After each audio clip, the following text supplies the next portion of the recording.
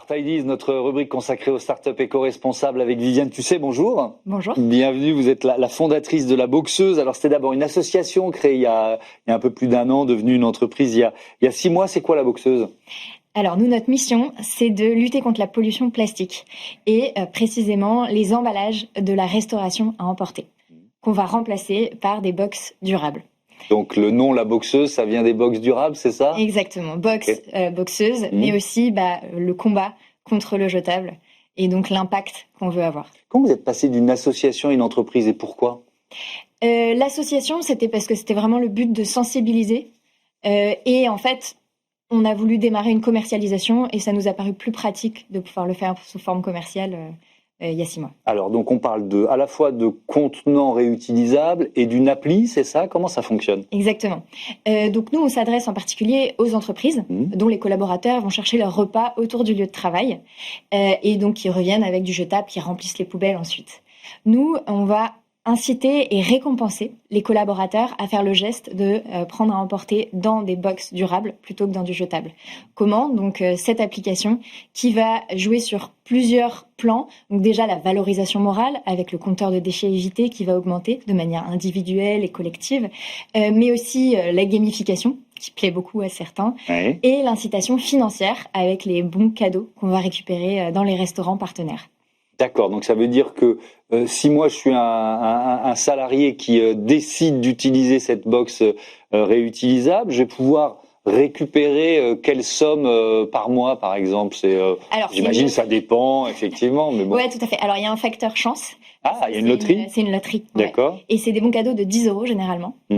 Donc, plus on utilise la box, plus on a de chances de gagner. C'est à chaque fois comme si on achetait un ticket de loterie, finalement.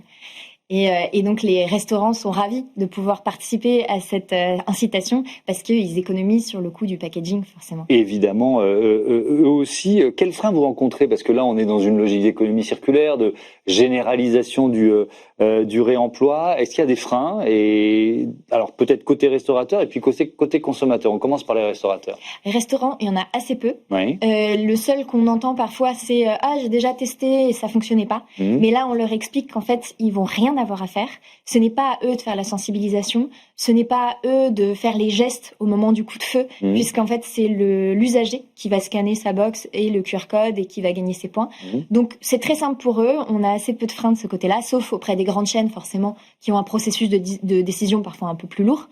Et chez les usagers, c'est le changement d'habitude. Et ça, même si nous, notre expérience elle est très fluide et qu'il y a très peu finalement d'irritants, un changement d'habitude, surtout pour quelque chose d'aussi établi que la pause déjeuner qu'on a répété tous les jours de sa vie, c'est pas toujours évident.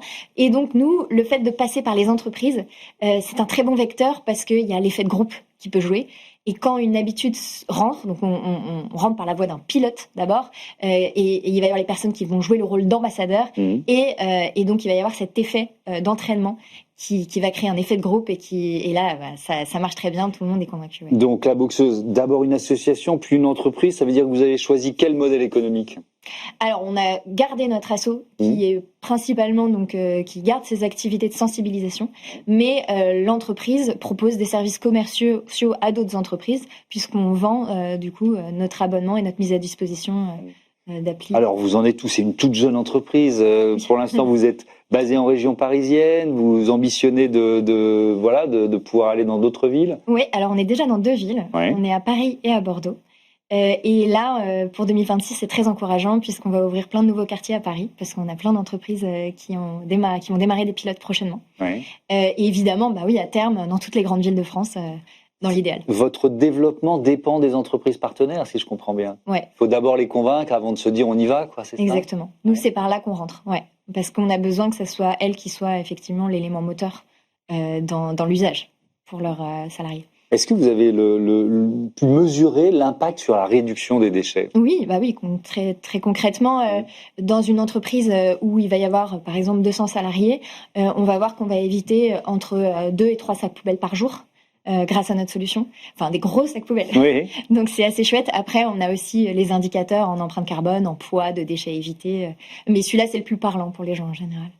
Merci beaucoup, Viviane Cusset, et bon vent à la boxeuse. Voilà, c'est la fin de ce numéro de Smart Impact. Merci à toutes et à tous de votre fidélité à la chaîne des audacieuses et les audacieux à la chaîne des affaires. Salut.